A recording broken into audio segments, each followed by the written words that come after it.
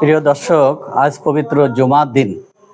আমি এমন একটি ছোট্ট আমলের কথা আপনাদের বলবো, যে আমলটি আপনারা করলে আল্লাহর অত্যন্ত প্রিয় বান্দা বান্দি হিসেবে আপনারা পরিগণিত হতে পারবেন এবং আপনাদের উপর সবসময় আল্লাহর রহমত নাজিল হতে থাকবে। আমি এখন আপনাদের সেই ছোট্ট আমলটির কথাই বলবো। প্রিয় দর্শক, সে আমলটি হলো প্রত্যেকটি কাজের শুরুতে বিসমিল্লাহ বলা এবং কাজের শেষে আলহামদুলিল্লাহ বলা এবং দিনের সবসময় মন থেকে বেশি বেশি ইস্তিগফার পাঠ করা।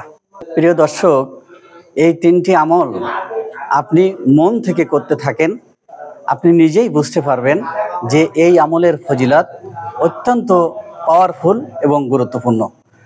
এই আমলটি করার কারণে আপনারা আল্লাহর প্রিয় বান্দা বান্দিত হতেই পারবেন এবং আপনাদের উপরে সবসময় আল্লাহর রহমত নাজিল হতে থাকবে।